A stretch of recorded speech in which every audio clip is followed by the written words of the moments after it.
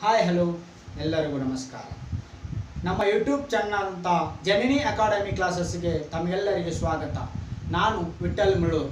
ನಾನು ಇವತ್ತು ತಮ್ಮೊಂದಿಗೆ ಭಾರತ ಸಂವಿಧಾನದ ಮೇಲೆ ಬಂದಂಥ ಪ್ರಶ್ನೆ ಪತ್ರಿಕೆಯನ್ನು ಇವತ್ತು ಡಿಸ್ಕಷನ್ ಮಾಡಲಿದ್ದೇನೆ. ಅಂದರೆ ವಿವಿಧ ಸ್ಪರ್ಧಾತ್ಮಕ ಪರೀಕ್ಷೆಗಳಲ್ಲಿ ಒಂದಾದಂಥ ಪೊಲೀಸ್ ಸಬ್ ಇನ್ಸ್ಪೆಕ್ಟರ್ ಪ್ರಶ್ನೆ ಪತ್ರಿಕೆ 2ನೇ ಪ್ರಶ್ನೆ ಪತ್ರಿಕೆಯನ್ನು ಇವತ್ತು ತಮ್ಮೊಂದಿಗೆ ನಾನು ಡಿಸ್ಕಷನ್ ಮಾಡಲಿದ್ದೇನೆ. ಅಂದರೆ ಕಳೆದ ಕ್ಲಾಸಿನಲ್ಲಿ ಪೊಲೀಸ್ ಸಬ್ ಇನ್ಸ್ಪೆಕ್ಟರ್ ಪ್ರಶ್ನೆ ಪತ್ರಿಕೆ ಆದಂಥ 1998 ಪ್ರಶ್ನೆ ಪತ್ರಿಕೆಯಲ್ಲಿ ಸುಮಾರು 20 ಪ್ರಶ್ನೆಗಳನ್ನು ನಾನು ನಿಮ್ಮೊಂದಿಗೆ ಭಾರತ ಸಂವಿಧಾನದ ಮೇಲೆ ಡಿಸ್ಕಷನ್ ಮಾಡಿದ್ದೇನೆ. ಈಗ 2ನೇ ಪ್ರಶ್ನೆ ಪತ್ರಿಕೆ ಅಂದರೆ 2000 ಇಸ್ವಿಯಲ್ಲಿ ಪೊಲೀಸ್ ಸಬ್ ಇನ್ಸ್ಪೆಕ್ಟರ್ ಪರೀಕ್ಷೆ ನಡೆದ ಪ್ರಶ್ನೆ ಪತ್ರಿಕೆಯ ಮೇಲೆ ಸುಮಾರು 15 ಪ್ರಶ್ನೆಗಳನ್ನು ಕೇಳಿದ್ದಾರೆ. ಆ ಪ್ರಶ್ನೆ ಪತ್ರಿಕೆಯನ್ನು ತಮ್ಮೊಂದಿಗೆ ಭಾರತ ಸಂವಿಧಾನದ ಮೇಲೆ ಯಾವ ರೀತಿ ಪ್ರಶ್ನೆಯನ್ನು ಕೇಳಿದ್ದಾರೆ, ಅದನ್ನು ಯಾವ ರೀತಿ ಪ್ರಶ್ನೆಯಲ್ಲಿ ನಾವು ಉತ್ತರವನ್ನು ಕಂಡುಕೋಬೇಕು ಅನ್ನೋದು ಕೂಡ ನಾನು ಸವಿಸ್ತಾರವಾಗಿ ತಿಳಿಸಲಿದ್ದೇನೆ. ಸೊ ನಾನು ತಮ್ಮಲ್ಲಿ ಮೊದಲು ಒಂದು ವಿನಂತಿ ಮಾಡಿಕೊಳ್ಳುತ್ತೇನೆ. ತಾವು ಈ ಕೂಡಲೇ ನಮ್ಮ ಯೂಟ್ಯೂಬ್ ಚಾನಲ್ಗೆ ಸಬ್ಸ್ಕ್ರೈಬ್ ಆಗಿ ಮತ್ತು ಶೇರ್ ಮಾಡಿ ಮತ್ತು ಲೈಕ್ ಮಾಡಿ ಅಂತ ಹೇಳ್ತಾ ನಾನು ಮೊದಲನೇ ಪ್ರಶ್ನೆ ಪತ್ರಿಕೆಯಲ್ಲಿ ಇದ್ದಂಥ ಮೊದಲ ಪ್ರಶ್ನೆಯನ್ನು ಕೈಗೆತ್ತಿಕೊಳ್ತೇನೆ. ಮೊದಲನೇ ಪ್ರಶ್ನೆ, ಭಾರತದಲ್ಲಿರುವಂಥ ಎಷ್ಟು ರಾಜ್ಯಗಳು ಅಂತ ಕೇಳಿದ್ದಾರೆ. ಭಾರತದಲ್ಲಿ ಎಷ್ಟು ರಾಜ್ಯಗಳಿವೆ ಅನ್ನುವಂಥ ಪ್ರಶ್ನೆಯನ್ನು ಕೇಳಿದ್ದಾರೆ, ಅಥವಾ ಭಾರತದಲ್ಲಿ ಪ್ರಸ್ತುತ ಎಷ್ಟು ರಾಜ್ಯಗಳಿವೆ ಅಂತ ಪ್ರಶ್ನೆಯನ್ನು ಕೇಳ್ತಾರೆ. ಅದಕ್ಕೆ ಸರಿಯಾದ ಉತ್ತರ ನಾವು ಕೊಡಬೇಕಾಗಿದ್ದು 28 ರಾಜ್ಯಗಳು. ನೆನಪಿರಲಿ, 29 ಅಲ್ಲ, 29 ರಾಜ್ಯಗಳಲ್ಲ, 28 ರಾಜ್ಯಗಳು. ಭಾರತದಲ್ಲಿ ಪ್ರಸ್ತುತ ಇರತಕ್ಕಂಥ ರಾಜ್ಯಗಳ ಸಂಖ್ಯೆ ಎಷ್ಟು? 28. ಯಾಕೆ 28 ಅಂದರೆ ಇತ್ತೀಚೆಗೆ ಕೇಳಬಹುದು, ಇತ್ತೀಚೆಗೆ ಯಾವ ರಾಜ್ಯವು ತನ್ನದೇ ಆದ ರಾಜ್ಯದ ಸ್ಥಾನಮಾನವನ್ನು ಕಳೆದುಕೊಂಡಿದೆ ಅಂತ ಕೇಳಬಹುದು. ಆ ರಾಜ್ಯ ಯಾವುದು? ಜಮ್ಮು ಕಾಶ್ಮೀರ. ಜಮ್ಮು ಕಾಶ್ಮೀರ ಅನ್ನುವಂಥ ರಾಜ್ಯ ಇತ್ತೀಚೆಗೆ ತನ್ನ ರಾಜ್ಯದ ಸ್ಥಾನಮಾನವನ್ನು ಕಳೆದುಕೊಂಡಿದೆ. ಹೀಗಾಗಿ ಭಾರತ 28 ರಾಜ್ಯಗಳನ್ನು ಒಳಗೊಂಡಿದೆ. ಅದೇ ರೀತಿ ಕೇಳಬಹುದು, ಇತ್ತೀಚೆಗೆ ಅಥವಾ ಕೊನೆಯಲ್ಲಿ ರಚನೆಯಾದ ರಾಜ್ಯ ಯಾವುದು ಅಂತ ಕೂಡ ಪ್ರಶ್ನೆ ಮಾಡಬಹುದು. ಇತ್ತೀಚೆಗೆ ರಚನೆಯಾದ ಅಥವಾ ಕೊನೆಯಲ್ಲಿ ರಚನೆಯಾದ ರಾಜ್ಯ ಯಾವುದು ಅಂತ ಕೂಡ ಕೇಳಬಹುದು. ಅದನ್ನು ನಾವು ತೆಲಂಗಾಣ ರಾಜ್ಯ ಅಂತ ನಾವು ಹೇಳಬೇಕಾಗ್ತದೆ. ಅದೇ ರೀತಿ ಯೂನಿಯನ್ ಟೆರಿಟರಿ ಎಷ್ಟಿದಾವೆ ಅಂತ ಕೇಳಬಹುದು. ಪ್ರಸ್ತುತ ಭಾರತದಲ್ಲಿ ಕೇಂದ್ರಾಡಳಿತ ಪ್ರದೇಶಗಳ ಸಂಖ್ಯೆ ಎಷ್ಟಿದಾವೆ ಅಂತಲೂ ಕೂಡ ಕೇಳಬಹುದು. ಅದು 8 ಕೇಂದ್ರಾಡಳಿತ ಪ್ರದೇಶಗಳನ್ನು ಒಳಗೊಂಡಿದೆ. ಭಾರತ ಇವತ್ತು ಎಷ್ಟು ಕೇಂದ್ರಾಡಳಿತ ಪ್ರದೇಶಗಳನ್ನು ಹೊಂದಿದೆಯಪ್ಪ ಅಂದ್ರೆ 8 ಕೇಂದ್ರಾಡಳಿತ ಪ್ರದೇಶಗಳನ್ನು ಒಳಗೊಂಡಿದೆ.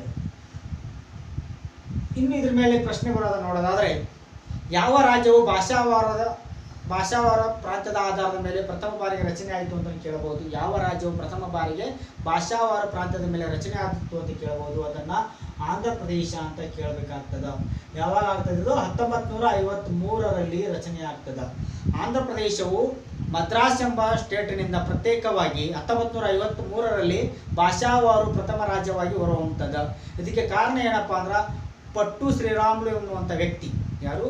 ಪಟ್ಟಿ ಶ್ರೀರಾಮುಲು ಅನ್ನುವಂಥ ವ್ಯಕ್ತಿ 56 ದಿನಗಳವರೆಗೆ ಉಪವಾಸ ಮಾಡ್ತಾರೆ.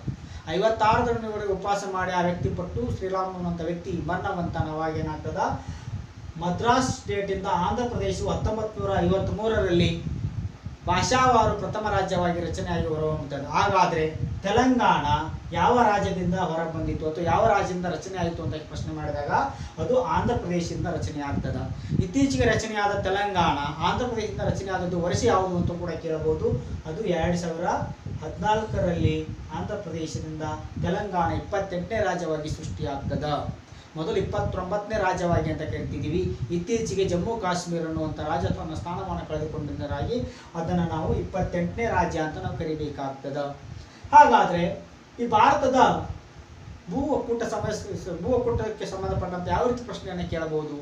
ಭಾರತದ ಭಾಗ ಒಂದರಲ್ಲಿ ಯೂನಿಯನ್ ಅಂಡ್ ಇಟ್ಸ್ ಟೆರಿಟರಿ ಅಂತ ಕರಿತೀವಿ, ಕೇಂದ್ರ ಮತ್ತು ಅದರ ಒಕ್ಕೂಟ ಪ್ರದೇಶ ಅಂತ ಕರಿತೀವಿ. ಅದನ್ನು ಭಾಗ 1ರಲ್ಲಿ ನೋಡ್ತೀವಿ. ಅದಕ್ಕೆ ಸಂಬಂಧಪಟ್ಟಂಥ ವಿಧಿಗಳು 1ರಿಂದ ಮತ್ತು 4 ವಿಧಿಗಳು ಇದಕ್ಕೆ ಸಂಬಂಧಪಡ್ತವೆ.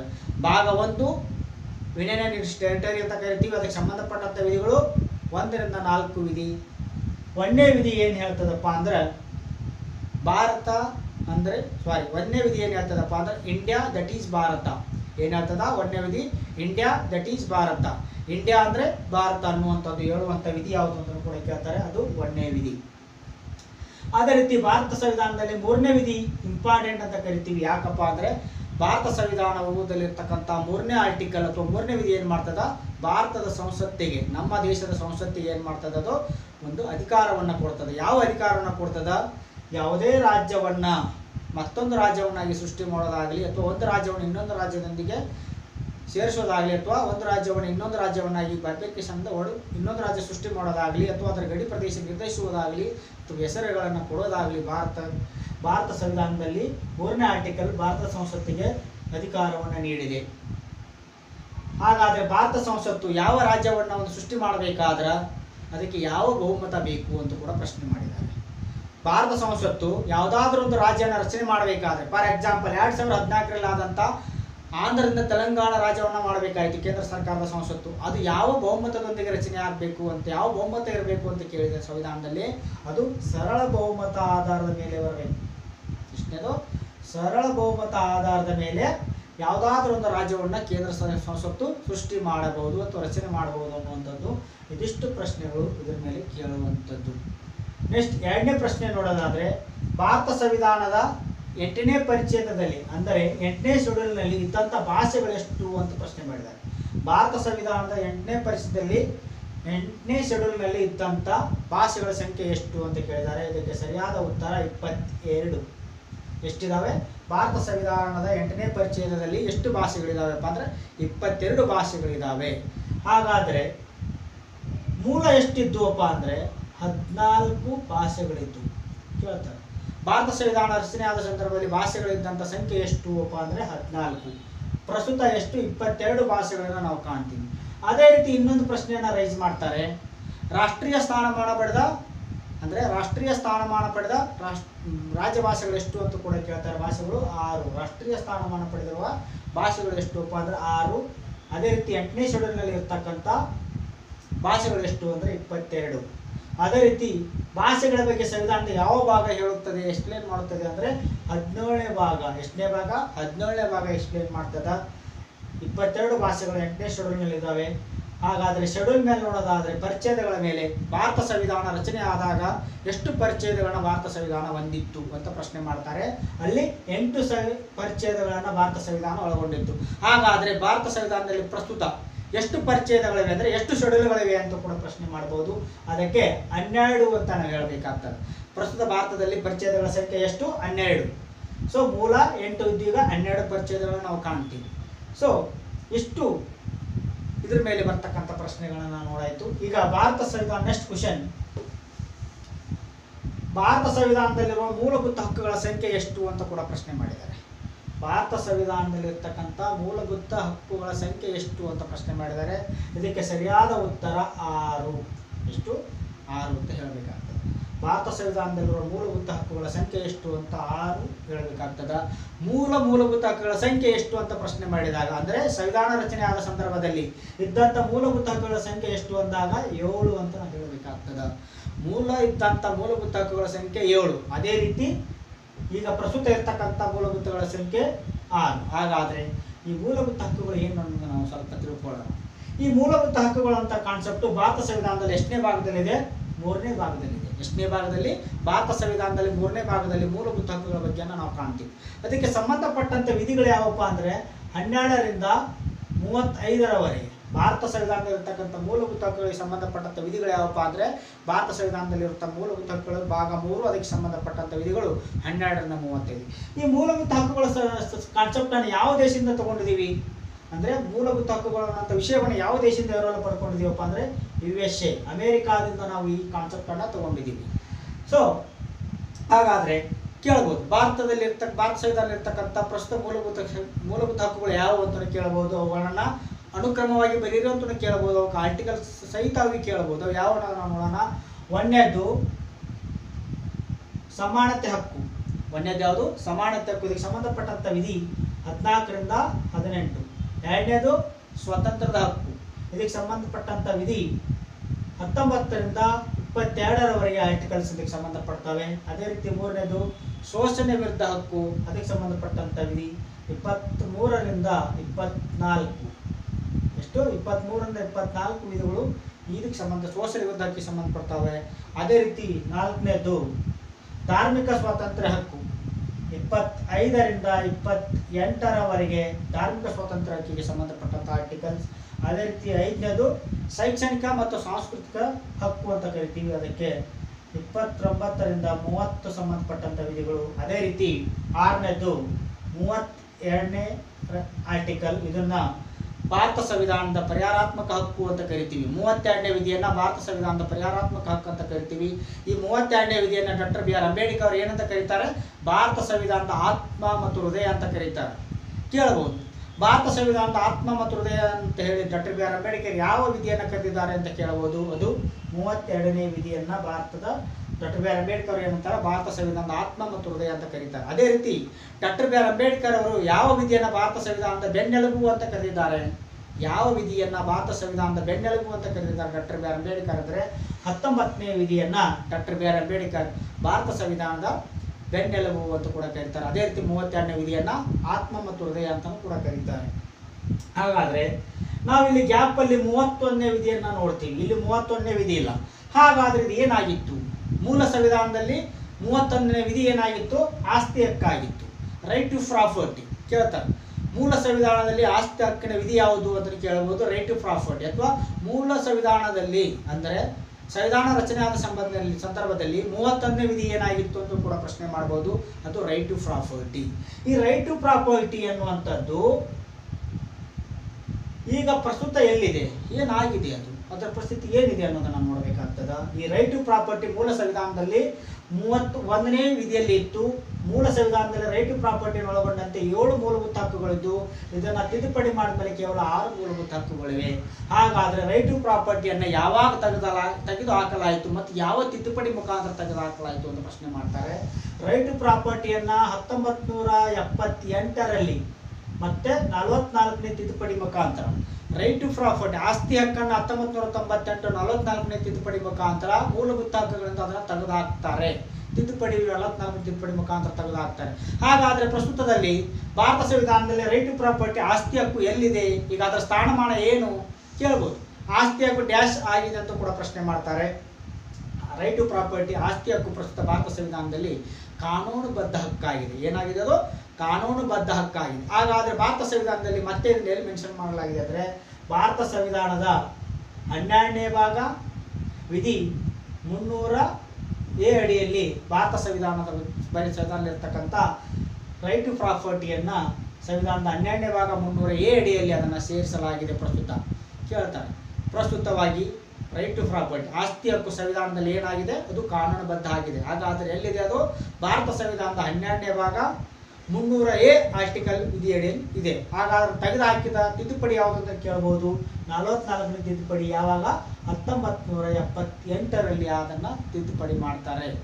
ಸೊ ಇದಿಷ್ಟು ಮೂಲಭೂತ ಹಕ್ಕುಗಳ ಮೇಲೆ ಬಂದಂಥ ಪ್ರಶ್ನೆಗಳನ್ನು ನಾವು ನೋಡ್ತಾ ಇದ್ದೀವಿ. ಆಲ್ರೆಡಿ 6 ಮೂಲ 7 ಇದ್ದು ರೈಟ್ ಟು ಪ್ರಾಪರ್ಟಿ ತೆಗೆದುಹಾಕಿದ್ರು 1978 44ನೇ ತಿದ್ದುಪಡಿ. ಅದರ ಪ್ರಸ್ತುತ ಸ್ಥಾನಮಾನ ಎಷ್ಟು? 12ನೇ ಭಾಗದಲ್ಲಿ 300A ವಿಧಿಯಡಿಯಲ್ಲಿ ಅದನ್ನು ಸೇರಿಸಲಾಗ್ತದೆ. ಇದಿಷ್ಟು ಮೂಲಭೂತ ಹಕ್ಕುಗಳ ಬಗ್ಗೆ ಕೇಳುವಂಥ ಪ್ರಶ್ನೆಗಳು. ನೆಕ್ಸ್ಟ್ ಪ್ರಶ್ನೆಯನ್ನು ನೋಡೋದಾದರೆ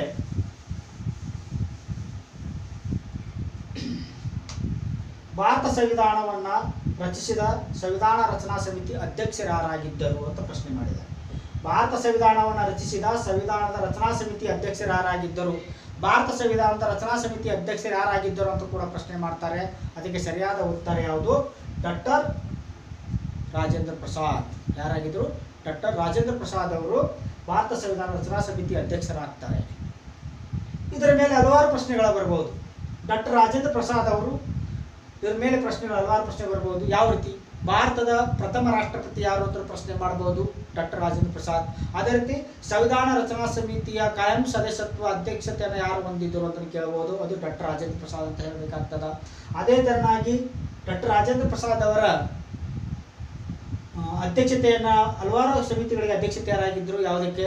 ಧ್ವಜ ಸಮಿತಿಗೆ ಅಧ್ಯಕ್ಷರಾಗಿದ್ದರು, ಫೈನಾನ್ಸ್ ಸಮಿತಿಗೆ ಅಧ್ಯಕ್ಷರಾಗಿದ್ದರು, ಆಡಾಕ್ ಸಮಿತಿ, ಸ್ಟೇರಿಂಗ್ ಸಮಿತಿ ಅಂತ ಕರಿತೀವಿ. ಇಲ್ಲ ಹಲವಾರು ಪ್ರಶ್ನೆಗಳನ್ನು ಕೇಳಬಹುದು. ಈ ಸಂವಿಧಾನ ರಚನಾ ಸಮಿತಿ ಬಗ್ಗೆ ನಾವು ನೋಡೋದಾದರೆ ಈ ಸಂವಿಧಾನ ರಚನಾ ಸಮಿತಿ ಯಾವುದರಿಂದ ರಚಿಸಲ್ಪಟ್ಟಿತ್ತು ಅಂತ ಪ್ರಶ್ನೆಯನ್ನು ಕೇಳ್ತಾರೆ. ನೆನಪಿರಲಿ, 1946ರ ಕ್ಯಾಬಿನೆಟ್ ನಿಯೋಗದ ಆಯೋಗದ ಮೇರೆಗೆ ಇದು ಸಂವಿಧಾನ ರಚನಾ ಸಮಿತಿ ರಚನೆ ಆಗ್ತದೆ. 1946ರಲ್ಲಿ ಇಂಗ್ಲೆಂಡ್ನಿಂದ ಬಂದಂಥ ಈ ಕ್ಯಾಬಿನೆಟ್ ಆಯೋಗ ಒಂದು ರೆಕಮೆಂಡೇಶನ್ ಮಾಡುತ್ತದೆ, ಒಂದು ಸಜೆಷನ್ ಕೊಡ್ತದೆ, ಸಂವಿಧಾನ ರಚನಾ ಸಮಿತಿಯನ್ನು ರಚನೆ ಮಾಡಿಕೊಳ್ಳಿ ಅಂತೇಳಿ. ಆ 1946 ಕ್ಯಾಬಿನೆಟ್ ನಿಯೋಗದ ಮುಖಾಂತರನೇ ನಮ್ಮ ಭಾರತದಲ್ಲಿ ನಾವು ಒಂದು ಸಂವಿಧಾನ ರಚನಾ ಸಮಿತಿಯನ್ನು ಮಾಡ್ಕೊಳ್ತೀವಿ. ಈ ಕ್ಯಾಬಿನೆಟ್ ಮಿಷನ್ ಪ್ಲಾನ್ ಏನಪ್ಪಾ ಅಂದರೆ 1946ರಲ್ಲಿ ಇಂಗ್ಲೆಂಡ್ನಲ್ಲಿ ಲೇಬರ್ ಪಕ್ಷ ಅಧಿಕಾರಕ್ಕೆ ಬಂತು. ಈ ಲೇಬರ್ ಪಕ್ಷದ ಅಧ್ಯಕ್ಷನಾದಂಥ ಕ್ಯಾಮೆಟ್ ಅಟ್ಲಿ ಅವರು ಪ್ರಧಾನಿ ಆಗ್ತಾರೆ ಇಂಗ್ಲೆಂಡ್. ಅವ್ರು ಏನು ಮಾಡ್ತಾರೆ, ತಮ್ಮ ಸಚಿವ ಸಂಪುಟದ 3 ಸದಸ್ಯರನ್ನ ಭಾರತಕ್ಕೆ ಕಳಿಸಿಕೊಡ್ತಾರೆ. ಅದಕ್ಕೆ ಇದನ್ನು ಕ್ಯಾಬಿನೆಟ್ ಆಯೋಗ ಅಂತ ಕರೀತಾರೆ. ಪ್ರಶ್ನೆ ಇಲ್ಲಿ ಕೇಳಬಹುದು, ಕ್ಯಾಬಿನೆಟ್ ಆಯೋಗದ ಸದಸ್ಯರು ಎಷ್ಟು ಇತ್ತು ಕೇಳಬಹುದು. ಕ್ಯಾಬಿನೆಟ್ ಆಯೋಗದ ಸದಸ್ಯರ ಸಂಖ್ಯೆ ಎಷ್ಟಿತ್ತು ಅಂದರೆ 3 ಸದಸ್ಯರನ್ನ ಒಳಗೊಂಡಿತ್ತು. ಅವ್ರು ಯಾರ್ಯಾರಪ್ಪ ಅಂದರೆ ಲಾರೆನ್ಸ್, ಕ್ರಿಪ್ಸ್, ಎವಿ ಅಲೆಕ್ಸಾಂಡರ್. ಯಾರು? ಲಾರೆನ್ಸ್, ಕ್ರಿಪ್ಸ್, ಎವಿ ಅಲೆಕ್ಸಾಂಡರ್ 3 ಸದಸ್ಯರೊಂದಿಗೆ ಕ್ಯಾಬಿನೆಟ್ ನಿಯೋಗ ಭಾರತಕ್ಕೆ ಬರ್ತದ. ಅದೇನು ಹೇಳ್ತದೆ ಶಿಫಾರಸು, ಸಂವಿಧಾನ ರಚನಾ ಸಮಿತಿಯನ್ನು ರಚನೆ ಮಾಡ್ಕೊಂತ ಹೇಳ್ತದೆ. ಇದರ ಆಧಾರದ ಮೇಲೆ ನಾವು ಸಂವಿಧಾನ ರಚನಾ ಸಮಿತಿಯನ್ನು ರಚನೆ ಮಾಡ್ತೀವಿ. ಈ ಸಂವಿಧಾನ ರಚನಾ ಸಮಿತಿ 389 ಸದಸ್ಯರೊಂದಿಗೆ ರಚನೆ ಆಗ್ತಾರೆ. ಎಷ್ಟು ಕೇಳ್ತಾರೆ, ಸಂವಿಧಾನ ರಚನಾ ಸಮಿತಿ ಎಷ್ಟು ಸದಸ್ಯರೊಂದಿಗೆ ರಚನೆ ಆಯಿತು ಅಂತ ಕೇಳ್ತಾರೆ. 389 ಸದಸ್ಯರೊಂದಿಗೆ ರಚನೆ ಆಗ್ತದೆ. ಹಾಗಾದರೆ ಸಂವಿಧಾನ ರಚನಾ ಸಮಿತಿ ಮೊದಲ ಅಧಿವೇಶನ ಯಾವಾಗ ನಡೆಸ್ತು ಅಂತ ಕೇಳ್ತಾರೆ. ಅಂದರೆ ಸಂವಿಧಾನ ರಚನಾ ಸಮಿತಿ ಮೊದಲ ಅಧಿವೇಶನ ಯಾವಾಗ ಆಗ್ತದಪ್ಪ ಅಂದರೆ ಡಿಸೆಂಬರ್ 9, 1946. ಯಾವಾಗ ಸಂವಿಧಾನ ರಚನಾ ಸಮಿತಿಯ ಮೊದಲ ಅಧಿವೇಶನ ಯಾವಾಗ ನಡೀತದ? ಡಿಸೆಂಬರ್ 9, 1946. ಇದು ಎಲ್ಲಿ ನಡೀತದ? ಬಾಂಬೆಯಲ್ಲಿ ನಡೀತದ. ಮೊದಲ ಅಧಿವೇಶನ ಬಾಂಬೆಯಲ್ಲಿ ನಡೀತದ. ಇದರ ತಾತ್ಕಾಲಿಕ ಅಧ್ಯಕ್ಷರು ಯಾರು ಆಯ್ಕೆ ಆಗ್ತಾರ? ಡಾಕ್ಟರ್ ಸಚ್ಚಿದಾನಂದ ಸಿನ್ಹಾ. ಯಾರಾಗ್ತಾರೆ?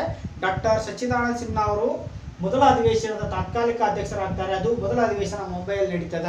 ಸೊ 1946 ಡಿಸೆಂಬರ್ 9ರಲ್ಲಿ ತನ್ನ ಮೊದಲನೇ ಅಧಿವೇಶನವನ್ನು ನಡೆಸ್ತದ. ಹಾಗಾದರೆ ಎರಡನೇ ಅಧಿವೇಶನವನ್ನು ದೆಹಲಿಯಲ್ಲಿ ನಡೆಸ್ತದ. ಯಾವಾಗ? ಡಿಸೆಂಬರ್ 11, 1946ರಂದು. ಡಿಸೆಂಬರ್ 11, 1946ರಂದು ಸಂವಿಧಾನ ರಚನಾ ಸಮಿತಿ ದೆಹಲಿಯಲ್ಲಿ ನಡೆಸ್ತದ. ಇಲ್ಲಿ ಕಾಯಂ ಅಧ್ಯಕ್ಷರನ್ನು ಆಯ್ಕೆ ಮಾಡಲಾಗ್ತದ. ಮೊದಲನೇ ಅಧಿವೇಶನದಲ್ಲಿ ತಾತ್ಕಾಲಿಕ ಅಧ್ಯಕ್ಷರಾದವರು ಯಾರು? ಡಾಕ್ಟರ್ ಸಚ್ಚಿದಾನಂದ ಸಿನ್ಹಾ ಅವರು.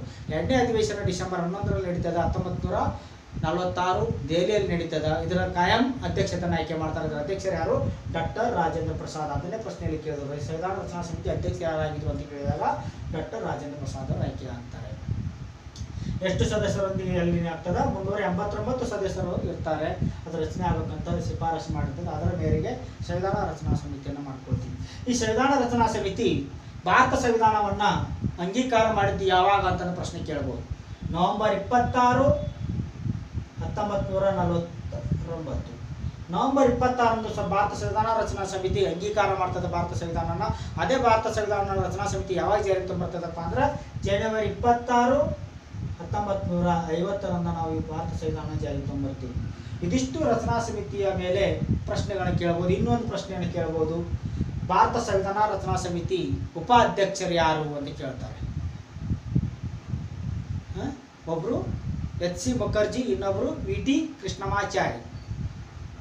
ಇದು ರಚನಾ ಸಮಿತಿ ಉಪಾಧ್ಯಕ್ಷ ಸಮಿತಿ 2 ಉಪಸಮಿತಿ ಅಧ್ಯಕ್ಷರನ್ನು ಹೊಂದಿರ್ತದೆ. ಭಾರತ ಸಂವಿಧಾನ ರಚನಾ ಸಮಿತಿ ಎಷ್ಟು ಉಪಸಮಿತಿ ಅಧ್ಯಕ್ಷರನ್ನು ಹೊಂದಿರ್ತದಪ್ಪ ಅಂದ್ರೆ 2 ಉಪಸಮಿತಿ ಅಧ್ಯಕ್ಷರನ್ನು ಹೊಂದಿರ್ತದ. ಅವ್ರು ಯಾರು? ಎಚ್ ಸಿ ಮುಖರ್ಜಿ ಅನ್ನುವಂಥವ್ರೊಬ್ಬರು, ಇನ್ನೊಂದು ವಿ.ಟಿ. ಕೃಷ್ಣಮಾಚಾರಿ. ಯಾರು? ಎಚ್ ಸಿ ಮುಖರ್ಜಿ ಮತ್ತು ವಿ.ಟಿ. ಕೃಷ್ಣಮಾಚಾರಿ ಅನ್ನೋರು ಭಾರತ ಸಂವಿಧಾನ ರಚನಾ ಸಮಿತಿ ಉಪಾಧ್ಯಕ್ಷರಾಗಿರ್ತಾರೆ. ಇದಿಷ್ಟು ಸಂವಿಧಾನ ರಚನಾ ಸಮಿತಿ ಮೇಲೆ ಬಂದಂಥ ಪ್ರಶ್ನೆಗಳು. ನೆಕ್ಸ್ಟ್ ಬರುವಂಥ ಪ್ರಶ್ನೆ ಯಾವುದಪ್ಪ ಅಂದರೆ ಭಾರತದ 2ನೇ ರಾಷ್ಟ್ರಪತಿ ಯಾರು ಅಂತ ಪ್ರಶ್ನೆ ಮಾಡಿದ್ದಾರೆ. ಭಾರತದ 2ನೇ ರಾಷ್ಟ್ರಪತಿ ಯಾರು? ಡಾಕ್ಟರ್ ಸರ್ವಪಲ್ಲಿ ರಾಧಾಕೃಷ್ಣನ್. ಭಾರತದ 2ನೇ ರಾಷ್ಟ್ರಪತಿ ಯಾರು? ಡಾಕ್ಟರ್ ಸರ್ವಪಲ್ಲಿ ರಾಧಾಕೃಷ್ಣನ್. ಭಾರತದ ಮೊದಲನೇ ರಾಷ್ಟ್ರಪತಿ ಯಾರು? ಡಾಕ್ಟರ್ ರಾಜೇಂದ್ರ ಪ್ರಸಾದ್ ಅವರು ಆಯ್ಕೆ ಆಗ್ತಾರೆ. ಅತಿ ದೀರ್ಘವಾಗಿ ರಾಷ್ಟ್ರಪತಿ ಅಧಿಕಾರವನ್ನು ವಹಿಸಿದವರು ಯಾರು? ಡಾಕ್ಟರ್ ರಾಜೇಂದ್ರ ಪ್ರಸಾದ್ ಅವರು. ಕೇಳಬಹುದು, ಅತಿ ದೀರ್ಘಾವಧಿಯಾಗಿ ರಾಷ್ಟ್ರಪತಿ ಅಧಿಕಾರವನ್ನು ವಹಿಸಿದವರು ಯಾರು? ಡಾಕ್ಟರ್ ರಾಜೇಂದ್ರ ಪ್ರಸಾದ್. 2ನೇ ರಾಷ್ಟ್ರಪತಿ ಯಾರಂತ ಕೂಡ ಕೇಳಿದ್ದಾರೆ. ಅಲ್ಲಿ ಸರ್ವಪಲ್ಲಿ ರಾಧಾಕೃಷ್ಣನ್ ಅಂತ ಹೇಳಬೇಕಾಗ್ತದೆ, ನೆನಪಿರಲಿ. ಹಾಗಾದರೆ ರಾಮನಾಥ್ ಕೋವಿಂದ್ ಅವರು ಪ್ರಸ್ತುತ ಭಾರತ ರಾಷ್ಟ್ರಪತಿ ಯಾರು ಅಂತ ಕೇಳ್ಬೋದು. ರಾಮನಾಥ್ ಕೋವಿಂದ್ ಅವರು ಎಷ್ಟನೇ ರಾಷ್ಟ್ರಪತಿ ಅಪ್ಪ ಅಂದರೆ ಐ ಥಿಂಕ್ 17ನೇ ರಾಷ್ಟ್ರಪತಿಯವರು. ಭಾರತದ ಪ್ರಸ್ತುತ ಇರ್ತಕ್ಕಂಥ ರಾಮನಾಥ್ ಕೋವಿಂದ್ ಅವರು 17ನೇ ರಾಷ್ಟ್ರಪತಿಯಾಗಿ ಅಧಿಕಾರಾವಧಿ ಸ್ವೀಕರಿಸಿದ್ದಾರೆ. ಹೀಗಾಗಿ ಭಾರತದ ರಾಷ್ಟ್ರಪತಿಗಳ ಮೇಲೆ ಹಲವಾರು ಪ್ರಶ್ನೆಗಳು ಬರಬಹುದು. ಹಾಗಾದರೆ ಕರ್ನಾಟಕದಿಂದ ಆಯ್ಕೆಯಾದಂಥ ರಾಷ್ಟ್ರಪತಿ ಯಾರು ಅಂತ ಕೂಡ ಕೇಳಬಹುದು. ಪಿ.ಡಿ. ಜತ್ತಿ ಅವರು ಭಾರತ ರಾಷ್ಟ್ರಪತಿ 5ನೇ ರಾಷ್ಟ್ರಪತಿಯಾಗಿ ಅಧಿಕಾರವನ್ನು ಸ್ವೀಕರಿಸ್ತಾರೆ. ಅವರು ಕರ್ನಾಟಕದ ಮನುಷ್ಯ ಅಥವಾ ವ್ಯಕ್ತಿ ಅನ್ನೋದನ್ನು ನಾವು ನಂಬಬೇಕಾಗ್ತದೆ. ಈ ರಾಷ್ಟ್ರಪತಿಯನ್ನು ನೋಡೋದಾದರೆ ಇದ್ರ ಮೇಲೆ ಹಲವಾರು ರೀತಿಯ ಪ್ರಶ್ನೆಗಳು ಬರಬಹುದು. ರಾಷ್ಟ್ರಪತಿ ದೇಶದ ಕಾರ್ಯಾಂಗದ ಮುಖ್ಯಸ್ಥನಾಗಿರ್ತಾನ, ದೇಶದ ಪ್ರಥಮ ಪ್ರಜೆ ಅಂತಲೂ ಕೇಳಬಹುದು. ಕಾರ್ಯಾಂಗದ ಮುಖ್ಯಸ್ಥ ಯಾರು ಅಂತ ಕೂಡ ಕೇಳಬಹುದು, ದೇಶದ ರಾಷ್ಟ್ರಪತಿ. ಅದೇ ರೀತಿ ದೇಶದ ಮುಖ್ಯಸ್ಥ ಯಾರು ಅಂತ ಕೇಳಬಹುದು, ರಾಷ್ಟ್ರಪತಿ ಅವರು ಅಂತ ನಾವು ಕರಿತೀವಿ. ಸೊ ಪ್ರಥಮ ಪ್ರಜೆ ದೇಶದ ಪ್ರಥಮ ಪೂಜ್ಯ ರಾಷ್ಟ್ರಪತಿ ಹಾಗೂ ಕಾರ್ಯಾಂಗದ ಮುಖ್ಯಸ್ಥನ ರಾಷ್ಟ್ರಪತಿ ಎಂದು ಕರಿತೀವಿ. ಇವರ ಮೇಲೆ ಹಲವಾರು ರೀತಿ ಪ್ರಶ್ನೆಗಳು ಬರ್ಬೋದು. ಹಾಗಾದ್ರೆ ರಾಷ್ಟ್ರಪತಿ ಚುನಾವಣೆಯಲ್ಲಿ ಯಾರು ಭಾಗವಹಿಸಬಹುದು ಅಂತ ಪ್ರಶ್ನೆಯನ್ನು ಕೇಳಬಹುದು. ರಾಷ್ಟ್ರಪತಿ ಚುನಾವಣೆಯಲ್ಲಿ ಯಾರು ಕೂಡ ಭಾಗವಹಿಸಬಹುದು? ಕೇಂದ್ರದ ಎರಡೂ ಸದನಗಳಾದ ಮತ್ತು ರಾಜ್ಯ ವಿಧಾನಸಭೆ ಚುನಾಯಿತ ಸದಸ್ಯರನ್ನು ಒಳಗೊಂಡಂತೆ. ಕೇಂದ್ರದ ಎರಡೂ ಸದನಗಳಾದ ಅಂದರೆ ಲೋಕಸಭೆ ಮತ್ತು ರಾಜ್ಯಸಭೆ ಚುನಾಯಿತ ಸದಸ್ಯರನ್ನು ಒಳಗೊಂಡಂತೆ, ಅದೇ ರೀತಿ ರಾಜ್ಯದ ವಿಧಾನಸಭಾ ಚುನಾಯಿತ ಸದಸ್ಯರನ್ನು ಒಳಗೊಂಡಂತೆ, ಅದೇ ರೀತಿ ಡೆಲ್ಲಿ ಮತ್ತು ಪಾಂಡಿಚೇರಿ ಅನ್ನುವಂಥ ಯೂನಿಯನ್ ಟೆರಿಟರಿಯಿಂದ ಬಂದಂಥ ಜನಪ್ರತಿನಿಧಿ ಒಳಗೊಂಡಂತೆ ಭಾರತ ರಾಷ್ಟ್ರಪತಿಯರನ್ನು ಆಯ್ಕೆ ಮಾಡಬಹುದು ಅಂತ ಹೇಳ್ತಾರೆ. ಅದೇ ರೀತಿ ಭಾರತದ ರಾಷ್ಟ್ರಪತಿಯನ್ನು ಇಂಪೀಚ್ಮೆಂಟ್ ಮಾಡುವ ಮಹಾಭಿಯೋಗಕ್ಕೆ ಒಳಪಡಿಸುವ ವಿಧಿ ಯಾವುದು ಅಂತ ಕೂಡ ಪ್ರಶ್ನೆ ಮಾಡಬಹುದು. ಅದು 61ನೇ ವಿಧಿ ಪ್ರಕಾರ ಅವರನ್ನು ಇಂಪೀಚ್ಮೆಂಟ್ ಮಾಡಬಹುದು ಅನ್ನುವಂಥದ್ದನ್ನು ಹೇಳ್ತದೆ. ನೆಕ್ಸ್ಟ್ ಪ್ರಶ್ನೆ ನೋಡೋದಾದರೆ, ಭಾರತ ಸಂವಿಧಾನದಲ್ಲಿರುವ ಮೂಲಭೂತ ಹಕ್ಕುಗಳ ಭಾಗವನ್ನು ಯಾವ ಸಂವಿಧಾನದಿಂದ ಪಡೆದಿದ್ದೀವಿ ಅಂತ ಕೇಳಿದ್ದಾರೆ. ಮತ್ತೆ ಎರಡನೇ ಕ್ವಶನ್ ಬಂದಿದೆ ಫಂಡಮೆಂಟಲ್ ರೈಟ್ಸ್ ಮೇಲೆ. ನಾನು ಆಗಲೇ ಎಕ್ಸ್ಪ್ಲೈನ್ ಮಾಡಿದ್ದೀನಿ. ಭಾರತ ಸಂವಿಧಾನದಲ್ಲಿ ಮೂಲಭೂತ ಹಕ್ಕುಗಳನ್ನು ಯಾವ ಭಾಗದ ಸಂವಿಧಾನದಿಂದ ಪಡೆಯಲಾಗಿದೆ ಅಂದರೆ, ಭಾರತದಲ್ಲಿರ್ತಕ್ಕಂಥ ಮೂಲಭೂತ ಹಕ್ಕುಗಳನ್ನು ಕಾನ್ಸೆಪ್ಟನ್ನು ಯಾವ ದೇಶದ ಸಂವಿಧಾನದ ಎರವಲು ಪಡೆಯಲಾಗಿದೆ ಅಥವಾ ತೆಗೆದುಕೊಳ್ಳಲಾಗಿದೆ ಅಂತ ಹೇಳಿದ್ದಾರೆ. ಇದಕ್ಕೆ ನಾನು ಆಗಲೇ ಪ್ರಶ್ನೆ ಉತ್ತರ ಕೊಟ್ಟಿದ್ದೀನಿ. USA ಅಮೇರಿಕ ದೇಶದ ಸಂವಿಧಾನದಿಂದ ಮೂಲಭೂತ ಹಕ್ಕುಗಳು ಅನ್ನುವಂಥ ಕಾನ್ಸೆಪ್ಟನ್ನು ಆ ದೇಶದ ಭಾಗದ ನಾವು ಎರವಲು ಪಡೆದಿದ್ದೀವಿ. ಇದಕ್ಕೆ ಸಂಬಂಧಪಟ್ಟಂತೆ ಇನ್ನೊಂದು ವಿಷಯ ನೋಡೋದಾದರೆ, 1967ರಲ್ಲಿ ಗೋಲಕ್ನಾಥ್ ಕೇಸ್ 1967ರಲ್ಲಿ ಗೋಲಕ್ನಾಥ್ ಕೇಸ್ ಏನು ಹೇಳ್ತದಪ್ಪ ಅಂದರೆ, ಗೋಲಕ್ನಾಥ್ ಕೇಸ್ನಲ್ಲಿ ಸುಪ್ರೀಂ ಕೋರ್ಟ್ ಏನು ಹೇಳ್ತದಪ್ಪ ಅಂದರೆ, ಭಾರತ ಸಂವಿಧಾನದಲ್ಲಿರ್ತಕ್ಕಂಥ ಮೂಲಭೂತ ಹಕ್ಕುಗಳ ಮೇಲೆ ತಿದ್ದುಪಡಿ ಮಾಡುವ ಹಕ್ಕು ಸಂಸತ್ತಿಗಿಲ್ಲ ಅಂತ ವಾದ ಮಾಡ್ತಾರೆ. ಸುಪ್ರೀಂ ಕೋರ್ಟ್ 1967ರಲ್ಲಿ ಗೋಲಕ್ನಾಥ್ ಕೇಸ್ನಲ್ಲಿ ಏನು ಹೇಳ್ತದ, ಭಾರತ ಸಂವಿಧಾನದಲ್ಲಿರ್ತಕ್ಕಂಥ ಮೂಲಭೂತ ಹಕ್ಕುಗಳ ಮೇಲೆ ಯಾವುದೇ ರೀತಿಯ ತಿದ್ದುಪಡಿ ಮಾಡುವ ಅಥವಾ ತೆಗೆದುಹಾಕುವ ಹಕ್ಕು ಸಂಸತ್ತಿಗಿಲ್ಲ ಅಂತ ಹೇಳ್ತದ. ಆದರೆ ಮತ್ತೆ ಪುನಃ ಏನು ಮಾಡ್ತದ ನಮ್ಮ ಭಾರತ ಸಂಸತ್ತು 1971ರಲ್ಲಿ 24ನೇ ತಿದ್ದುಪಡಿ ಮುಖಾಂತರ 1967ರಲ್ಲಿ ಗೋಲಕ್ನಾಥ್ ಕೇಸ್ನಲ್ಲಿ ಸುಪ್ರೀಂ ಕೋರ್ಟ್ ಏನಂತಂದ್ರೆ ಸಂಸತ್ತಿಗೆ ಯಾವುದೇ ರೀತಿ ಅಧಿಕಾರ ಇಲ್ಲ ಮೂಲಭೂತ ಹಕ್ಕುಗಳನ್ನ ತಿದ್ದುಪಡಿ ಮಾಡೋದಕ್ಕೆ ತೆಗೆದುಹಾಕೋದಕ್ಕೆ ಅಂತ ಹೇಳ್ತದ. ಆದರೆ ಪುನಃ ಸಂಸತ್ತು ಏನು ಮಾಡ್ತದ, 24ನೇ ತಿದ್ದುಪಡಿಯನ್ನು ತಂದು ಅದು ಯಾವಾಗ 1971ರಲ್ಲಿ ಏನು ಮಾಡ್ತದ, ಭಾರತ ಸಂವಿಧಾನದ ಮೇಲೆ ಮತ್ತೆ ಪುನಃ ಅದೇನು ಮಾಡ್ತದ, ಮೂಲಭೂತ ಹಕ್ಕುಗಳ ಮೇಲೆ ತಿದ್ದುಪಡಿ ಮಾಡುವ ಅಧಿಕಾರವನ್ನು ಪಡೀತದೆ. ಮತ್ತೆ Supreme Court 1973 Keshavananda case versus Keshavananda versus Kerala ಕೇಸ್ನಲ್ಲಿ ಸುಪ್ರೀಂ ಕೋರ್ಟ್ ಏನಾಗ್ತದೆ 1973ರಲ್ಲಿ ಭಾರತ ಸಂಸತ್ತು ಮೂಲಭೂತ ಹಕ್ಕುಗಳ ಒಳಗೊಂಡಂತೆ ಭಾರತ ಇನ್ನಿತರ ಭಾಗವನ್ನು ತಿದ್ದುಪಡಿ ಮಾಡುವ ಅಧಿಕಾರ ಹೊಂದಿದ್ದರೂ ಕೂಡ, ಅಂದರೆ ಕೇಶವಾನಂದ ಕೇಸ್ ಏನಾಗ್ತದೆ ಪ್ರಕರಣ, ಭಾರತದ ಸಂಸತ್ತು ಭಾರತ ಸಂವಿಧಾನದಲ್ಲಿರ್ತಕ್ಕಂಥ ಮೂಲಭೂತ ಹಕ್ಕುಗಳು ಮತ್ತು ಇತರೆ ಭಾಗವನ್ನು ತಿದ್ದುಪಡಿ ಮಾಡುವ ಅಧಿಕಾರ ಹೊಂದಿದ್ದರೂ ಕೂಡ ಭಾರತ ಸಂವಿಧಾನಕ್ಕೆ ಮೂಲ ರಚನೆಗೆ ಅಥವಾ ಮೂಲ ಚೌಕಟ್ಟಿಗೆ ಧಕ್ಕೆ ಬರದ ಹಾಗೆ ನೋಡಿಕೊಳ್ಳಬೇಕು, ರಚಿಸಬೇಕು ಅನ್ನೋದು ಕೂಡ ಸಜೆಷನ್ 1973 ಹೇಳ್ತದ. ಈ ರೀತಿ ಭಾರತ ಸಂವಿಧಾನದ ಮೇಲೆ ಇದ್ದಂಥ ಮೂಲಭೂತ ಹಕ್ಕಲ್ಲಿ ಬರುವಂಥ ಹಲವಾರು ಪ್ರಕರಣಗಳಲ್ಲಿ ಸ್ಪರ್ಧಾತ್ಮಕ ಪರೀಕ್ಷೆಗಳಿಗೆ ಕೇಳಿದಂಥ ಪ್ರಶ್ನೆಗಳ ಮೇಲೆ ನಾನು ಚರ್ಚೆ ಮಾಡಿದ್ದೇನೆ. ನೆಕ್ಸ್ಟ್ ಪ್ರಶ್ನೆ ನೋಡೋದಾದರೆ, ಸಂವಿಧಾನದ ಅರ್ಥವನ್ನು ವ್ಯಾಖ್ಯಾನಿಸುವ ಅಧಿಕಾರ ಯಾರ ಕೈಯಲ್ಲಿದೆ? ಸಂವಿಧಾನದ ಅರ್ಥವನ್ನು ವ್ಯಾಖ್ಯಾನಿಸುವ ಅಧಿಕಾರ ಯಾರ ಕೈಯಲ್ಲಿದೆ ಅಂತ ಪ್ರಶ್ನೆ ಮಾಡ್ತಾರೆ. ಇದಕ್ಕೆ ಉತ್ತರ ಸುಪ್ರೀಂ ಕೋರ್ಟ್. ಯಾವುದೋ ಸುಪ್ರೀಂ ಕೋರ್ಟ್ ಏನು ಮಾಡ್ತದೆ, ಸಂವಿಧಾನದ ಅರ್ಥವನ್ನು ವ್ಯಾಖ್ಯಾನಿಸುವ ಅಧಿಕಾರ ಹೊಂದಿದೆ ಅಂತ ಹೇಳ್ತಾರೆ. ಅದೇ ರೀತಿ ಪ್ರಶ್ನೆ ಮಾಡ್ತಾರೆ, ಸಂವಿಧಾನದ ರಕ್ಷಕ ಯಾರು ಅಂತ ಕೂಡ ಪ್ರಶ್ನೆ ಮಾಡ್ತಾರೆ. ಸಂವಿಧಾನದ ರಕ್ಷಕ ಯಾರು ಅಂತ ಕೂಡ ಪ್ರಶ್ನೆ ಮಾಡ್ತಾರೆ. ಅದಕ್ಕೆ ಸಂವಿಧಾನದ ರಕ್ಷಕ ಸುಪ್ರೀಂ ಕೋರ್ಟ್. ಅದೇ ತರನಾದ ಪ್ರಶ್ನೆಯನ್ನು ಭಾರತದ ಸಂವಿಧಾನದ ಅರ್ಥವನ್ನು ವ್ಯಾಖ್ಯಾನಿಸುವ ಅಧಿಕಾರ ಯಾರ ಕೈಯಲ್ಲಿದೆ ಅಂದರೆ ಸುಪ್ರೀಂ ಕೋರ್ಟ್ನಲ್ಲಿದೆ. ನಮ್ಮ ಸಂವಿಧಾನವನ್ನು ಅದಕ್ಕೆ ತನ್ನದೇ ಆದ ಅರ್ಥವನ್ನು ಕೊಡುವಂಥ ಅಧಿಕಾರ ಹೊಂದಿರತಕ್ಕಂಥ ಯಾವುದು ಸುಪ್ರೀಂ ಕೋರ್ಟ್. ಸುಪ್ರೀಂ ಕೋರ್ಟ್ ಏನು ಮಾಡ್ತದ, ಯಾವುದೇ ನಾವು ಕಾಯ್ದೆಯನ್ನು ನಮ್ಮ ಸರ್ಕಾರ ಕಾಯ್ದೆಯನ್ನು ತಂದಾಗ ಅದು ಜನನೀತಿ ವಿರೋಧಿ ಆದಾಗ, ಸಂವಿಧಾನ ಬಾಹಿರವಾದಾಗ ಅದು ಸಂವಿಧಾನದ ಅರ್ಥದ ಚೌಕಟ್ಟಿನಲ್ಲಿ ಇದೆಯೋ ಇಲ್ಲೋ ಅನ್ನೋವಂಥದ್ದು ತೀರ್ಮಾನ ತೆಗೆದುಕೊಳ್ಳುವಂಥದ್ದು ಸುಪ್ರೀಂ ಕೋರ್ಟ್. ಯಾವುದೇ ಸರ್ಕಾರ ನಮ್ಮನ್ನು ಆಳುವ ಸರ್ಕಾರ ಸಂವಿಧಾನದ ಚೌಕಟ್ಟಿನಲ್ಲೇ ಕೆಲಸ ಮಾಡಬೇಕಾಗ್ತದೆ. ಸಂವಿಧಾನದ ಚೌಕಟ್ಟನ್ನು ಮೀರಿದಾಗ ಸುಪ್ರೀಂ ಕೋರ್ಟ್ ಅದರ ಅರ್ಥವನ್ನು ಕೊಡಲು ಪ್ರಯತ್ನ ಮಾಡ್ತದೆ. ನೀವು ತಂದಿರುವ ಕಾಯ್ದೆ ಸಂವಿಧಾನಕ್ಕೆ ಬಾಹಿರವಾಗಿದೆ, ಹೀಗಾಗಿ ಇಂಥ ಅರ್ಥವನ್ನು ವ್ಯಾಖ್ಯಾನಿಸುವ ಅಧಿಕಾರ ಯಾರಿದೆ ಅಂದರೆ ಸುಪ್ರೀಂ ಕೋರ್ಟ್ಗಿದೆ. ಇನ್ನೊಂದು ಪ್ರಶ್ನೆ ಕೇಳ್ತಾರೆ, ಸಂವಿಧಾನದ ರಕ್ಷಕ ಯಾರು ಅಂತ ಕೂಡ ಕೇಳ್ತಾರೆ. ಸಂವಿಧಾನದ ರಕ್ಷಕ ಸುಪ್ರೀಂ ಕೋರ್ಟ್. ಹಾಗಾದರೆ ಪ್ರಸ್ತುತ ಸುಪ್ರೀಂ ಕೋರ್ಟ್ನಲ್ಲಿ ಇರ್ತಕ್ಕಂಥ ಸದಸ್ಯರ ಸಂಖ್ಯೆ ಎಷ್ಟು ಅಂತ ಕೂಡ ಕೇಳಿದ್ದಾರೆ. ಅದು ಯಾವ ರೀತಿ ಹೇಳಬೇಕು? ಉತ್ತರ 30 + 1 31. ಸುಪ್ರೀಂ ಕೋರ್ಟ್ನಲ್ಲಿ ಇರ್ತಕ್ಕಂಥ ಪ್ರಸ್ತುತ ಸದಸ್ಯರ ಸಂಖ್ಯೆ ಎಷ್ಟು? 30 + 1 31 ಸದಸ್ಯರನ್ನ ಸುಪ್ರೀಂ ಕೋರ್ಟ್ ಪ್ರಸ್ತುತ ಸದಸ್ಯರ ಸಂಖ್ಯೆಯನ್ನು ಹೊಂದಿದೆ. ಹಾಗಾದರೆ ಭಾರತದಲ್ಲಿ ಎಷ್ಟು ಹೈಕೋರ್ಟ್ಗಳ ಸಂಖ್ಯೆ ಇದೆ? 24. ಭಾರತದಲ್ಲಿ ಪ್ರಸ್ತುತ ಎಷ್ಟು ಹೈಕೋರ್ಟ್ಗಳು ಇದಾವಪ್ಪ ಅಂದರೆ 24 ಹೈಕೋರ್ಟ್ಗಳು ಭಾರತದಲ್ಲಿ ಇದ್ದಾವೆ. ಅದರ ಸುಪ್ರೀಂ ಕೋರ್ಟ್ನ ಸದಸ್ಯರ ಸಂಖ್ಯೆ ಎಷ್ಟು? 30 31. ಅದೇ ರೀತಿ ಭಾರತ ಸಂವಿಧಾನವನ್ನು ವ್ಯಾಖ್ಯಾನಿಸುವ ಅಧಿಕಾರ ಯಾರಿಗಿದೆ? ಯಾರ ಕೈಯಲ್ಲಿದೆ? Supreme court. ಅದೇ ರೀತಿ ಮೂಲಭೂತ ಹಕ್ಕುಗಳ ರಕ್ಷಕ ಯಾರು? ಸಂವಿಧಾನದ ರಕ್ಷಕ ಯಾರು ಅಂತ ಪ್ರಶ್ನೆ ಮಾಡಿದಾಗ ಅದಕ್ಕೆಲ್ಲವೂ ನಾವು ಸುಪ್ರೀಂ ಕೋರ್ಟ್ ಅಂತ ಹೇಳಬೇಕಾಗ್ತದೆ. ಒಂದು ವೇಳೆ ಮೂಲಭೂತ ಹಕ್ಕುಗಳ ಉಲ್ಲಂಘನೆ ಆದಾಗ ನಾವು ಆರ್ಟಿಕಲ್ 32ರ ಪ್ರಕಾರ, ಎಷ್ಟನೇ ವಿಧಿ ಪ್ರಕಾರ? ಆರ್ಟಿಕಲ್ 32ರ ವಿಧಿ ಪ್ರಕಾರ ನಾವು ಏನು ಮಾಡಬೇಕಾಗ್ತದೆ? ಸುಪ್ರೀಂ ಕೋರ್ಟಿಗೆ ಮೊರೆ ಹೋಗಬೇಕಾಗ್ತದೆ. ನಮಗೆ ಸಿಕ್ಕಂಥ ಮೂಲಭೂತ ಹಕ್ಕುಗಳಿಗೆ ಏನಾದರೂ ಧಕ್ಕೆ ಆದಾಗ ಆರ್ಟಿಕಲ್ 32ರ ಪ್ರಕಾರ ಸುಪ್ರೀಂ ಕೋರ್ಟಿಗೆ, ಅದೇ ರೀತಿ 226ನೇ ವಿಧಿ ಪ್ರಕಾರ ಹೈಕೋರ್ಟಿಗೆ ಹೋಗಬೇಕಾಗ್ತದೆ. ನಮ್ಮ ಮೂಲಭೂತ ಹಕ್ಕುಗಳ ಉಲ್ಲಂಘನೆ ಆದಾಗ ಸುಪ್ರೀಂ ಕೋರ್ಟಿಗೆ 32ನೇ ವಿಧಿ ಪ್ರಕಾರ, ಅದೇ ರೀತಿ ಹೈಕೋರ್ಟಿಗೆ 226ನೇ ವಿಧಿ ಪ್ರಕಾರ ನಾವು ಮೊರೆ ಹೋಗಬೇಕಾಗ್ತದೆ. ನೆಕ್ಸ್ಟ್ ಪ್ರಶ್ನೆಯನ್ನು ನೋಡೋದಾದರೆ, ಭಾರತ ಸಂವಿಧಾನದಲ್ಲಿ ಮೂಲಭೂತ ಕರ್ತವ್ಯಗಳನ್ನು ಯಾವ ತಿದ್ದುಪಡಿಯಿಂದ ಜಾರಿಗೆ ತರಲಾಯಿತು ಅಂತ ಪ್ರಶ್ನೆ ಕೇಳಿದ್ದಾರೆ. ಭಾರತ ಸಂವಿಧಾನದಲ್ಲಿ ಮೂಲಭೂತ ಕರ್ತವ್ಯಗಳನ್ನು ಯಾವ ತಿದ್ದುಪಡಿಯಿಂದ ಜಾರಿಗೆ ತರಲಾಯಿತು ಅನ್ನುವಂಥ ಪ್ರಶ್ನೆ ಮಾಡಿದ್ದಾರೆ. ಯಾವ ತಿದ್ದುಪಡಿ ಮುಖಾಂತರ? 1976 42ನೇ ತಿದ್ದುಪಡಿ.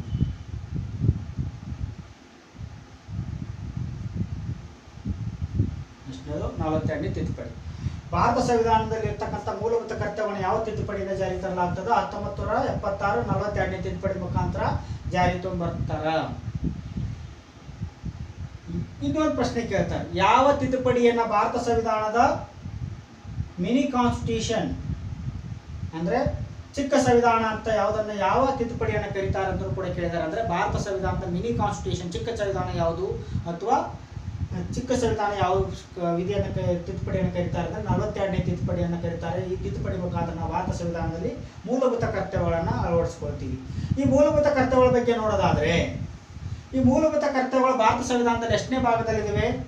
ಭಾಗ 4A ಅಡಿಯಲ್ಲಿ ಇದ್ದಾವೆ. ಮೂಲಭೂತ ಕರ್ತವ್ಯಗಳು ಸಂವಿಧಾನದ ಎಷ್ಟನೇ ಭಾಗದಲ್ಲಿದ್ದಾವೆ? ಭಾಗ 4A ಅಡಿಯಲ್ಲಿದ್ದಾವೆ. ಹಾಗಾದರೆ ಇದಕ್ಕೆ ಸಂಬಂಧಪಟ್ಟಂತ ವಿಧಿ ಯಾವುದು, ಆರ್ಟಿಕಲ್ ಅಂತ ಯಾವುದು ಅಂತ ಕೇಳಬಹುದು. ಅದಕ್ಕೆ 51A ಅಂತ ನಾವು ಹೇಳಬೇಕಾಗ್ತದ. ಅರ್ಥ ಆಯ್ತಾ? 44ನೇ ತಿದ್ದುಪಡಿ 42ನೇ ತಿದ್ದುಪಡಿ ಮುಖಾಂತರ 1976ರಲ್ಲಿ ನಾವು ಅಳವಡಿಸಿಕೊಂಡಿರ್ತಕ್ಕಂಥ ಮೂಲಭೂತ ಕರ್ತವ್ಯಗಳು ಭಾರತ ಸಂವಿಧಾನದಲ್ಲಿ 4ನೇ ಭಾಗದಲ್ಲಿ ಮತ್ತು 51ನೇ ವಿಧಿಯನ್ನು ಹೊಂದಿದ್ದಾವೆ. ಹಾಗಾದರೆ ಇವುಗಳನ್ನು ಯಾವ ದೇಶದಿಂದ ಎರವಲು ಪಡೆಯಲಾಗಿದೆ? ಮೂಲಭೂತ ಕರ್ತವ್ಯಗಳನ್ನು ರಷ್ಯಾ ದೇಶದಿಂದ ಎರವಲು ಪಡೆಯಲಾಗಿದೆ. ಯಾವ ದೇಶದಿಂದ? ರಷ್ಯಾ ದೇಶದಿಂದ ಮೂಲಭೂತ ಕರ್ತವ್ಯಗಳನ್ನು ಎರವಲು ಪಡೆದಿದ್ದೇವೆ. ಸಂವಿಧಾನದ 4 ಭಾಗ A ಅಡಿಯಲ್ಲಿದೆ. ಅದೇ ರೀತಿ ಅದಕ್ಕೆ ಸಂಬಂಧಪಟ್ಟಂತ ವಿಧಿ 51A ವಿಧಿ ಇದೆ. ಹಾಗಾದರೆ ಒಂದು ಪ್ರಶ್ನೆಯನ್ನು ರೈಸ್ ಮಾಡ್ತಾರೆ, ಮೂಲಭೂತ ಕರ್ತವ್ಯಗಳು ಮೂಲ ಸಂವಿಧಾನದಲ್ಲಿ ಇದ್ದುವ ಅಂತ ಪ್ರಶ್ನೆ ಕೇಳ್ತಾರೆ. ಮೂಲಭೂತ ಕರ್ತವ್ಯಗಳು ಮೂಲ ಸಂವಿಧಾನದಲ್ಲಿ ಇರಲಿಲ್ಲ. ಹಾಗಾದರೆ ಇವುಗಳನ್ನು ಯಾವಾಗ ಜಾರಿ ತಗೊಂಡ್ಬರಲಾಯಿತು? 1976ರಲ್ಲಿ ಮೂಲಭೂತ ಕರ್ತವ್ಯಗಳನ್ನು ಜಾರಿ ತಗೊಂಡ್ಬರ್ತಾರೆ. ಅಷ್ಟವ 1976ರಲ್ಲಿ ಮೂಲಭೂತ ಕರ್ತವ್ಯವನ್ನು ಭಾರತ ಸಂವಿಧಾನದಲ್ಲಿ ಸೇರಿಸಲ್ಪಡ್ತಾರೆ. ಇದಕ್ಕೆ ಶಿಫಾರಸು ಮಾಡಿದ ಸಮಿತಿ ಯಾವುದು ಅಂತ ಕೂಡ ಪ್ರಶ್ನೆ ಮಾಡ್ತಾರೆ. ಮೂಲಭೂತ ಹಕ್ಕುಗಳ ಬಗ್ಗೆ ಶಿಫಾರಸು ಮಾಡಿದ ಸಮಿತಿ ಯಾವುದು? ಸ್ವರಣ್ ಸಿಂಗ್ ಸಮಿತಿ. ಯಾವುದು? ಸ್ವರಣ್ ಸಿಂಗ್ ಸಮಿತಿ ಅನ್ನುವಂಥದ್ದು ಮೂಲಭೂತ ಹಕ್ಕುಗಳನ್ನು ಕರ್ತವ್ಯಗಳನ್ನು ಶಿಫಾರಸು ಮಾಡ್ತದ. ಹಾಗಾದರೆ ಪ್ರಸ್ತುತ ಭಾರತ ಸಂವಿಧಾನದಲ್ಲಿ ಮೂಲಭೂತ ಕರ್ತವ್ಯಗಳ ಸಂಖ್ಯೆ ಎಷ್ಟು ಅಂತ ಕೂಡ ಪ್ರಶ್ನೆ ಮಾಡ್ತಾರೆ. ಪ್ರಸ್ತುತ ನಮ್ಮ ಸಂವಿಧಾನದಲ್ಲಿ ಮೂಲಭೂತ ಕರ್ತವ್ಯಗಳ ಸಂಖ್ಯೆ ಎಷ್ಟು ಅಂತ ಕೇಳಿದಾಗ ಪ್ರಸ್ತುತ 11. ಎಷ್ಟು? 11. ಹಾಗಾದರೆ ಮೂಲ ಎಷ್ಟಿದ್ದು? 10. ಭಾರತ ಸಂವಿಧಾನದಲ್ಲಿ ಮೂಲಭೂತ ಕರ್ತವ್ಯಗಳ ಮೂಲ ಎಷ್ಟು? 10. ಹಾಗಾದರೆ ಪ್ರಸ್ತುತ 11 ಯಾವುದು? ಕಂಪಲ್ಸರಿ ತಂದೆ ತಾಯಿಗಳು 6ರಿಂದ 14 ವರ್ಷದ ಮಕ್ಕಳಿಗೆ ಶಿಕ್ಷಣ ಕೊಡಬೇಕು ಅನ್ನೋದನ್ನು ಕೂಡ ಮೂಲಭೂತ ಕರ್ತವ್ಯಗಳು 11ನೇ ಹಕ್ಕಾಗಿ ತಗೊಂಡ್ಬರ್ತದೆ. ಅದನ್ನು 2002ರಲ್ಲಿ ಅದನ್ನು 11ನೇ ರೈಟ್ಸನ್ನು ಜಾರಿ ಸೇರಿಸ್ತಾರೆ. ಅದನ್ನು ಜಾರಿ ತಂದಿದ್ದು 2010ರಲ್ಲಿ.